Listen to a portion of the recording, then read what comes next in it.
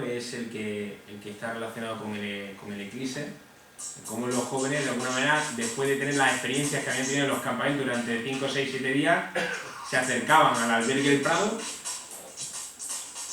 No solamente se le hablaban de aspectos científicos, porque como bien decíamos, intentamos por todos medios que no solamente sea el tema a abordar, sino que también se trabajó en este caso distintos talleres relacionados con el cuarto plan de juventud.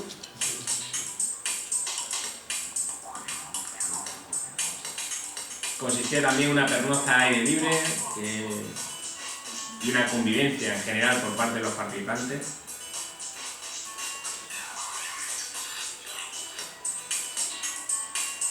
Ellos habían traído de cada una de las instalaciones, de cada uno de los campamentos, traían una pequeña escenificación basada en la mitología, que tenían que representarla por la noche antes de comenzar lo que sería la retransmisión del eclipse. Junto con esa escenificación que iba procesual, había una serie de karaoke, nuevamente con la música y la letra basada en algún aspecto astronómico, y magia, también astromagia, y telescopios robotizados paralelos a la pantalla principal que están viendo, donde los chavales pues incluso no solamente veían en tiempo real lo que eran distintos objetos celestes, sino que también se les enseñaba un poquito el manejo de esos telescopios. Digo que lo sorprendente fue que desde las 8, 8 y media que comienza la actividad hasta las 1 y media no pararon de propuestas de este tipo, y fíjense que a las 1 y media es cuando empieza ya el astrónomo en este caso a explicarle el espectáculo, en qué consiste, qué es el eclipse, por qué motivo se produce. El silencio que se creó fue enorme y pensamos incluso que, porque era voluntario irse a acostar a esa hora, ya es complicado, chavales de entre 14 y 17 años, si no les apetece el quedarse, pues no se trata de forzar, y fijaros la atención que muestran una vez que comienza el espectáculo, ¿no? Que en este caso era la retransmisión total de ese eclipse, ¿no? Y luego posteriormente, bueno, pues a posteriori ha habido mucha aceptación y hemos tenido que crear un club que se llama Jóvenes y Ciencia, que es lo que estamos trabajando desde la red de espacios de creación joven y los espacios de convivencia tenía joven desde la fundación. Si podemos, voy a intentar traer la Lego, si no, pues me dicen botón derecho, reproducir, cambiar de reproductor. A ver, y es que hemos entrado en la parte del debate, ¿eh? Venga, seleccionar menos, cambiar el reproductor, ¿dónde lo pongo? Aquí.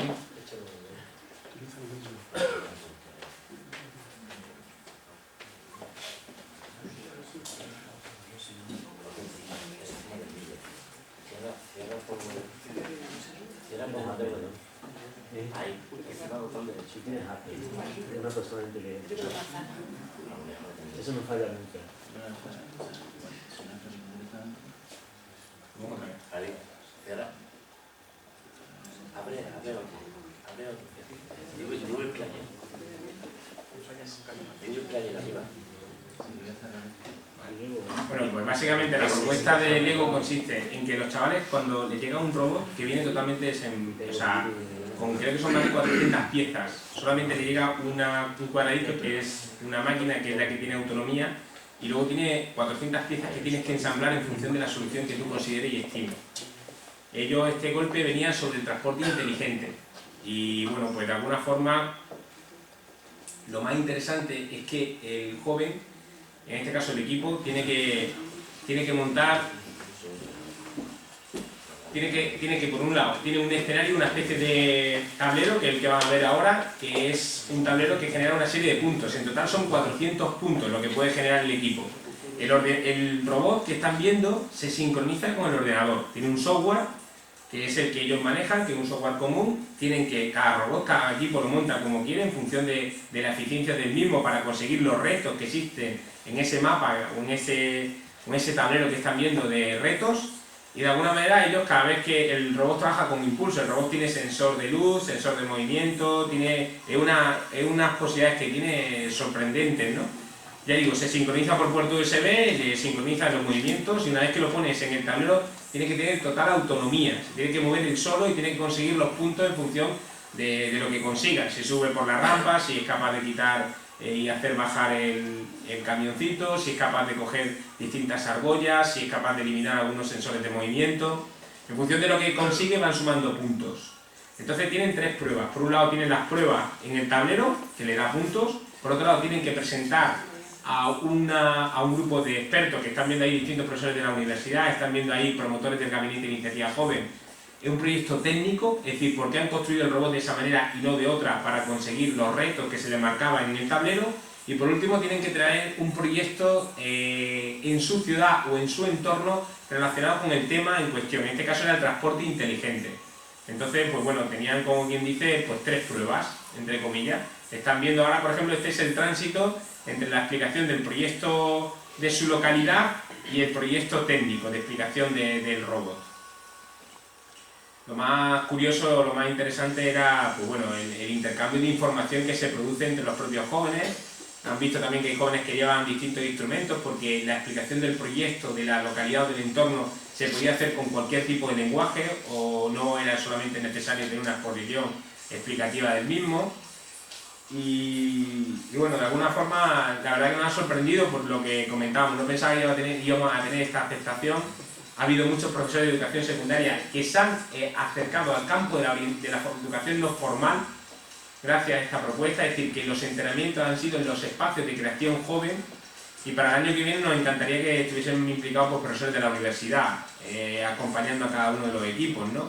De alguna forma, bueno, pues la campaña de comunicación en este caso ha contemplado hasta cuñas de radio, otras veces no es complicado porque hay unas limitaciones presupuestarias que hace que seamos muy selectivos a la hora de dar la información, pero bueno, la información ha llegado cuando hemos conseguido los 18 equipos máximos que nos permitía este primer año la organización. Y bueno, y de alguna manera ahí están viendo la explicación del proyecto. En ese sentido, decirle que los chavales se forman incluso en todo lo que era la parte del lenguaje, porque también están muy orientados a las habilidades emprendedoras, a la capacidad de comunicación, a la capacidad de la escucha activa, a la capacidad de escuchar las necesidades del entorno para darle respuestas. Y bueno, pues la verdad que el resultado ha sido muy positivo y una manera de acercar la ciencia era divertida, recreativa y convivencial, ¿no? Ya queda un segundito para terminar mi exposición. Lo hemos arrancado, pero ahora no sé si nos deja parar, ¿no? Era broma. Aquí lo tenemos en ya lo que decíamos de la Lego League. Esta diapositiva simplemente comentarles que estamos trabajando con la Universidad de Extremadura y la Facultad de Politécnica de Madrid en la robotización de un pequeño telescopio que el Instituto Astrofísico pues, quiere implicar a varias comunidades. Se volvería perfectamente, se podría manejar desde cualquier espacio de convivencia o espacio de creación joven porque tiene conexión a internet y lo más interesante es que la ventana te va a permitir acceder a ese telescopio con unas condiciones idóneas que en el Teide. Estamos muy próximos, concretamente ahora mismo marchamos a Madrid porque mañana vamos a tener una reunión con el CSIC, de firmar un acuerdo entre la Oficina de Jóvenes Creadores que estamos articulando desde la comunidad y el Consejo Superior de Investigación Científica, de intentar buscar a través de lenguajes creativos e imaginativos de jóvenes noveles en estos campos cómo divulgar la ciencia. En ocasiones tenemos grandes hallazgos científicos que no llegan a la ciudadanía porque a lo mejor los lenguajes, en este caso los jóvenes, no están siendo los más idóneos. No es lo mismo presentarlo con un cómic, o presentarlo con un grafiti, o presentarlo con un grabado, que presentar un estudio exhaustivo, objetivo, que también es interesante, pero quizás después. Fíjense que aquí tenemos dos, como quien dice, conseguimos dos objetivos. Uno, que llegue con un lenguaje diferente la divulgación científica a la ciudadanía. Dos, que jóvenes, en este caso creativos, accedan a la divulgación científica de manera más objetiva, más amplia. Fijaros que para que un creativo haga una propuesta de desarrollo divulgativo de un hallazgo científico a través de la fotografía, de un grabado, de la pintura, de la caricatura, de la plástica, necesita información y esa información debe ser lo más amplia posible. Estoy seguro que estos jóvenes profesionales no se acercarían a esa información y a esa investigación si no fuesen a través de este tipo de convenios, ¿no? Y de propuestas. De hecho hay un acuerdo por parte del Consejo Superior de Investigación Científica, nos van a lanzar una primera propuesta relacionada con el CO2. Nosotros desde la Oficina de Jóvenes Creadores vamos a intentar lanzarle distintas propuestas sugerentes, creativas, de cómo explicar esos estudios de CO2 que tienen a la ciudadanía, y esa exposición pues sería en Madrid y luego posteriormente rotaría en distintas ciudades. La golosina entre comillas está en que aquel joven creativo que el Consejo Superior de Investigaciones Científicas considere que ha utilizado el lenguaje más idóneo, se encargaría de desarrollar toda la campaña en el método o en la propuesta que ha hecho llegar, ¿no? De tal manera que consiguen ganar todos, no solamente ganar consejos de investigación científica, no solamente los jóvenes creativos, sino que en este caso la propia administración. Ya para finalizar, esta diapositiva es muy ilustrativa, por lo que comentábamos. Creemos que el secreto no solamente está en trabajar proyectos específicos de divulgación científica, como han visto, sino introducir la divulgación científica en otros programas. En concreto están viendo este programa de la derecha que se llama Imaginar para Emprender. Es un programa piloto de primaria que se está articulando en 18 centros educativos y lo que se pretende es trabajar las habilidades emprendedoras de manera transversal, en edades tempranas.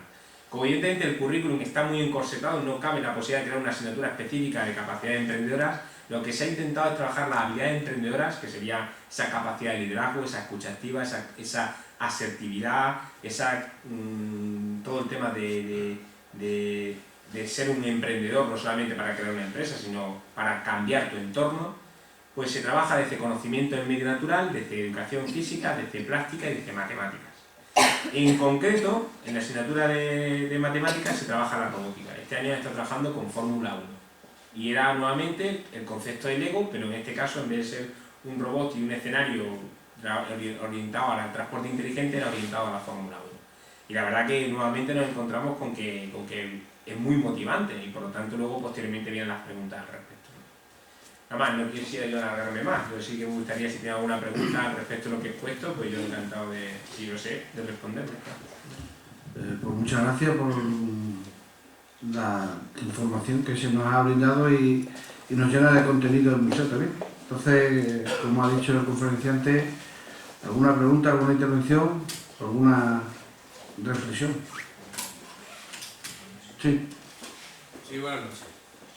Yo en principio veo y le agradezco y además le animo a que siga en la ilusión que usted pone en el desarrollo del programa de su consejería. Usted nos ha presentado unos espacios en Cáceres y en Mérida que yo los considero idílicos. ¿Y por qué le digo esto? Pues porque todo es muy bonito, pero yo no sé si en Badajoz no se ha hecho nada porque no se conoce o por las razones que sea, cosa que no entro, pero yo sí conozco los espacios esos de juventud en Badajoz, porque los he tenido que visitar más de una vez. Y les puedo decir que la zona que son aquí, el río Guadiana, en el lugar llamado Embarcadero, el campo de fútbol Nuevo Vivero, el ferial de Badajoz y recientemente los carnavales, esos espacios de juventud son espacios de borrachera, así de claro y de llano. Y me gustaría preguntarle, la pregunta concreta es, ¿qué acciones realizaría usted desde su consejería para que esos jóvenes que nada más que van a emborracharse y posteriormente hacer actos de vandalismo, reventando y rompiendo todo el mobiliario urbano, pasaran a esos lugares tan bonitos, tan maravillosos de ver el universo a través de telescopios astronómicos y todo eso? ¿Cómo se llama usted, perdón? Yo me llamo Carlos Fajardo. Carlos. Bueno, pues Carlos, comentarte, no lo he dicho porque tampoco había surgido, ahora ya sale, que el único lugar donde no se ha desarrollado esta actividad es en Badajoz, porque el ayuntamiento estimaba que tenía cubierta la oferta de opciones a los jóvenes en estos espacios de convivencia y ocio. Es decir, nosotros teníamos un acuerdo con los ayuntamientos en el sentido en que si el ayuntamiento invertía en estos espacios en mejorar la pavimentación, la luminosidad, el cerramiento perimetral del mismo para que no haya tránsito rodado, para que no haya atropellos y urinarios, nosotros incluso abonábamos 30.000 euros para esas mejoras. A cambio, invertíamos con coste cero todas estas acciones que han visto en distintas grandes ciudades como Mérida, Cáceres, Don Benito, Villanueva, Almendralejo, pero aquí en Badajoz, bueno, pues se estimó que estaba al completo y que no procedía, por lo tanto no lo hemos articulado por lo que comento, ¿no? Porque de alguna manera son competencias municipales, ellos consideran que están cubriendo la oferta y la demanda de los jóvenes que se encuentran en estos entornos y nosotros no vamos a poder entrar en un espacio donde no es ni autonómico, es decir, que es de competencia municipal. Yo desde luego tengo que comentarles que usted ha escrito una visión y una fotografía de los jóvenes que no es la que yo veo. No, digo del colectivo que va a emborracharse, habrá excepciones, qué duda cabe. Yo creo que yo lo veo, sí, lo he vivido y lo veo. No me cuenten lo que no veo. Bueno, usted cuenta lo que usted ve, yo veo otros jóvenes, ¿no? Es decir, hay evidentemente jóvenes, pues como imagino que también habrá adultos que también van a emborracharse y también cometen actos incívicos y vandalismo. Cierto es que la publicidad mediática que se llevan los actos incívicos es mucho mayor de los jóvenes que están comprometidos, en este caso, en actividades de divulgación científica. Yo desde luego tengo que comentarle que como en todo sitio hay pues de todo, ¿no? Hay colores, pues de gustos colores aquí igual, ¿no? Hay jóvenes que evidentemente esto les supone una chorrada y que no les resulta atractivo, y hay otros muchos que le está siendo sugerente. Tengo que decirle que gracias a estas acciones ha habido muchos jóvenes que se han empezado a acercar a la divulgación científica que si no se hubiesen hecho, pues probablemente no hubieran podido tener esa oportunidad. Desde mi punto de vista todavía queda mucho por hacer y hay que trabajar coordinadamente entre lo que serían las competencias municipales, los ayuntamientos y la Junta de Extremadura. Pero yo creo que hay que ser positivo y, hombre, los jóvenes, quiera o no, también los hay bien comprometidos, ¿no? Y prueba de ello es que si usted lo considera y cabe la posibilidad de mandarle información con cierta regularidad donde usted lo estime, le podemos hacer llegar distintos espacios. Por ejemplo, la Escuela de Ciudadanía Joven se articula de viernes a sábado, son 150 plazas y las 150 está completa. En nuestras actividades no tiene cabida ni el alcohol ni cualquier tipo de droga. Y bueno, pues lo que comentaba, es muy difícil llegar a toda la ciudadanía, no son alternativas, porque evidentemente es muy complicado ser capaces de competir contra esa oferta que comenta, una oferta sedentaria, no saludable, mucho más enriquecedora a corto plazo que la que hacemos. Pero bueno, yo creo que estamos haciendo todo lo posible y por supuesto ya digo que ojalá seamos capaces de llegar a todos esos jóvenes que ha descrito que quizá a lo mejor no les resulta tan atractivo. Ya le digo yo que aunque hagamos el pino con las orejas, si no le atrae esto, pues buena gana, ¿no? Entonces, bueno, pues prueba de ello es que queda todavía mucho por hacer y que es una responsabilidad compartida, no solamente de las administraciones, sino también en este caso de la educación formal y de los padres y madres, que de alguna manera tienen que intentar orientar a una ocupación del ocio y del tiempo libre más saludable que ir una noche o 2 o 3 a emborracharse, aunque insisto mucho que no son tanto los jóvenes como algunas veces se describe, ¿no? Evidentemente son percepciones que usted ve y que son iguales que de respetables que la mía, ¿no? Yo, cuando tengamos el Museo de la Ciencia, lo vamos a llevar al Museo de la Ciencia. ¿El botellón del Museo de la Ciencia? ¿El botellón en el Museo de la Ciencia? Sí, pues sí. ¿Alguna otra cuestión? ¿Qué quieres comentar? Sí. Me ha parecido oír noticia de prensa que esta mañana, no sé si ha sido en Navalmoral de la Mata, se ha inaugurado o se ha abierto un planetario gigantesco. No sé si tienes alguna información al respecto. Tengo información porque se ha abierto a través del CENAT y es de CENATI.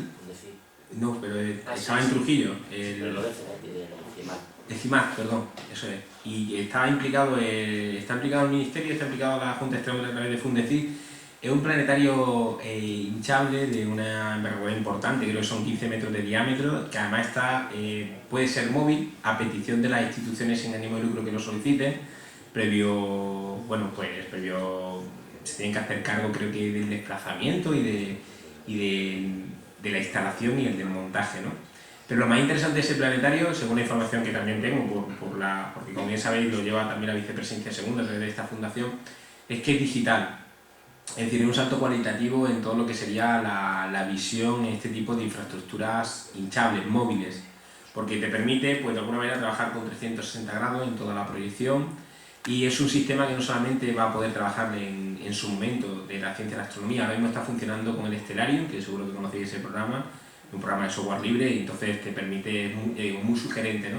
Pero es un sistema que pronto tendrá programas seguros de medio ambiente, del agua, de otros conceptos, ¿no? Porque lo que cambia es la posibilidad del programa y del software en 3D, ¿no? En este caso en digital.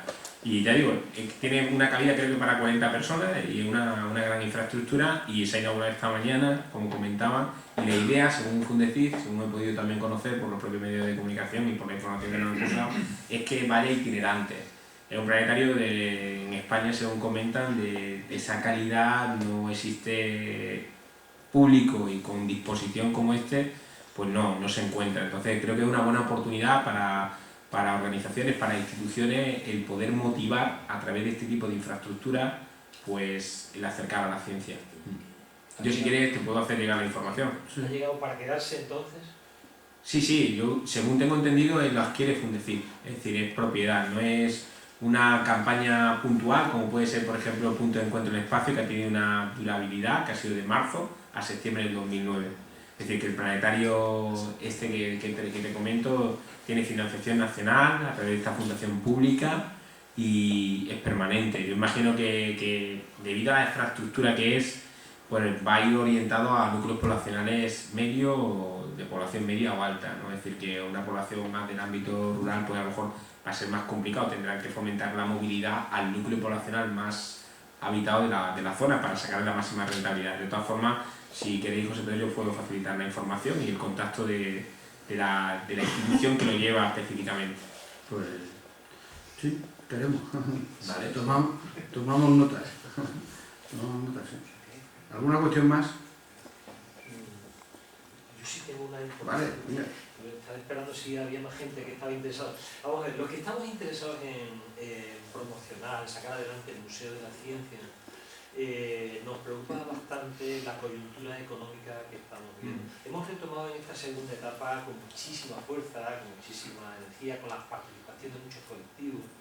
Y siempre cuando nos miramos decimos, pero madre mía, en el momento en que hemos ido a reimpulsar este museo, entonces yo no sé desde la perspectiva que da la consejería, ¿cómo ves esta coyuntura de cara a la viabilidad de este museo al que aspiramos?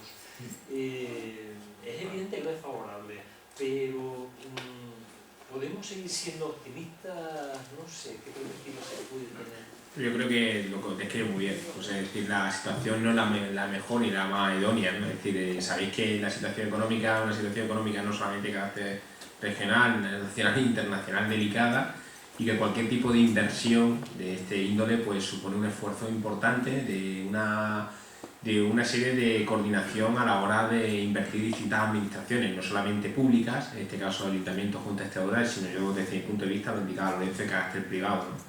Yo creo que es importante en este momento tener un buen estudio de viabilidad.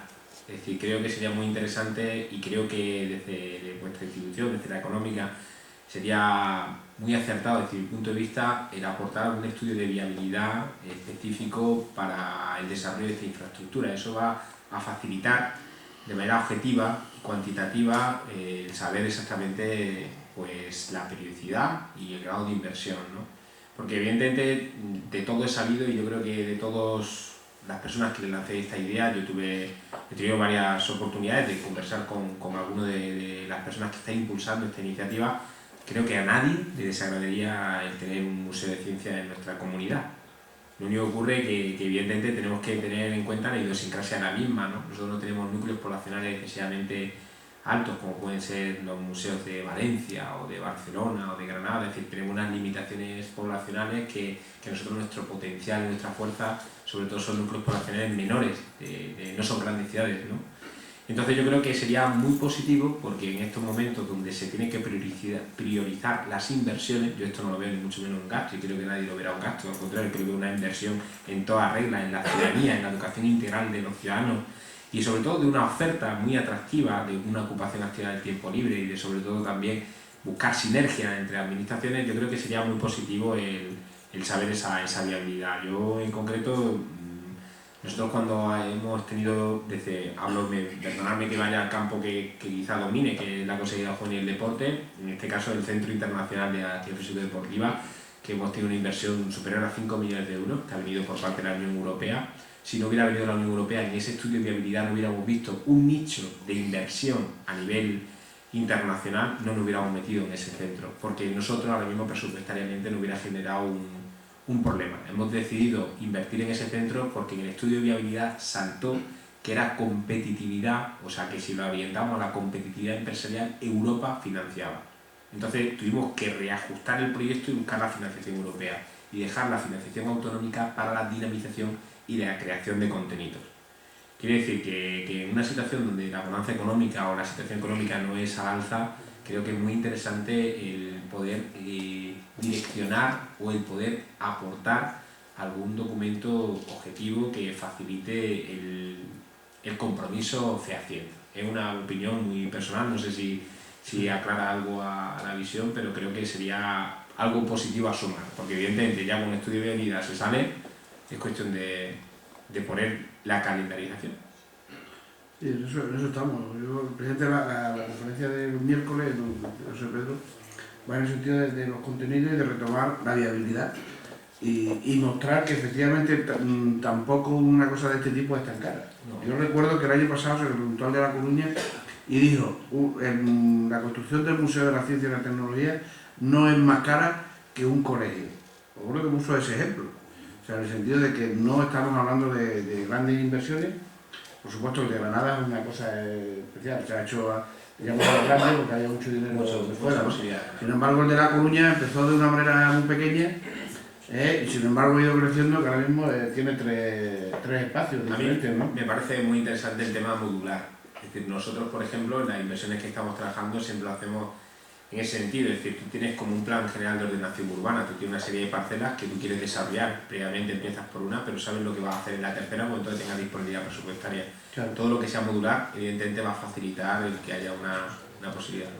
De todas maneras, nosotros vemos con agrado la manifestación Sí, que hace, porque de lo que se trata aquí es de ir sumando. El otro día el rector se comprometió también a llevarlo a la instancia digamos, más política, la idea es conveniente y también te pedimos que en la medida que pueda transmita que esto es algo importante. De verdad, créeme que yo por lo menos del entorno que tengo de laboral no conozco a nadie que no le parezca una idea sugerente, importante, atractiva, prioritaria, pero no lo comento, es decir, que la situación hace que tengamos ese impacto, ¿no? Entonces, bueno, desde luego yo creo que empecéis por la función fundamental, que es la sensibilización de la ciudadanía en la necesidad de este museo, ¿no? Desde luego, si no hicieseis la labor que hacéis, ya os digo que no estaríamos ahora mismo en unas jornadas por museo. Es decir, porque si a nosotros en este caso, a las instituciones públicas que tenemos la responsabilidad de intentar administrar los presupuestos que los ciudadanos ponen a disposición en las distintas carteras, no hubiese una demanda social, como de alguna manera se está demostrando y que creo que estáis agitando para que poco a poco se vaya sumando a más, esto sería ahora mismo claramente inviable por lo que decimos, ¿no? Porque hay prioridades, ¿no? Yo lo veo en mi cartera igual, es decir, cuando los colectivos se unen, cuando realmente hay una visión muy amplia, pues evidentemente eso va suponiendo que va subiendo estratos a la hora de atender, ¿no? Lo que sí yo creo que también os agradezco en la parte que me toca el grado de respeto y de responsabilidad que estáis teniendo, porque estáis haciendo todo de una manera muy correcta, ¿no? Es decir, que creo que en este momento somos todos conscientes de la situación y cualquier tipo de acción que no fuese cordial, como la que está siendo, sería un inconveniente y un añadido de dificultad más, ¿no? Yo creo que estáis haciendo, vamos, desde mi punto de vista es admirable para felicitaros, ¿no? De los procesos que estáis siguiendo, porque estáis sumando, no estáis restando. Estáis intentando sensibilizar lo importante que es la divulgación científica en la ciudadanía. Y evidentemente, si eso se suma a un espacio de este tipo, pues sería 2 veces bueno, ¿no? Sí, breve porque... Me llamo Manuel Herrero. Manuel. He sido secretario de Relaciones Institucionales del Consulado de España en Portugal. Y atendiendo a su disertación y exposición, usted no contemplaría que fuera un tema mucho más global de las relaciones no solamente localistas y que fueran de más expansión con la población vecina como en Portugal, atendiendo a los institutos que tienen tan importantes de tecnología, de ciencia y de investigación en un marco de cooperación internacional. Yo me parece que con la apuesta que hay de Euroregión sería sin duda un acierto, sobre todo para el interior y zona centro. Además vosotros en Portugal tenéis un avance con todo lo que son la red. Yo he tenido la oportunidad de conocer Extremov, conocer Constancia y me parece que son una singularidad enorme el trabajo en red y el trabajar por centros de interés en función del emplazamiento de ese museo de ciencia viva, ¿no? Que así lo llamáis, ¿no?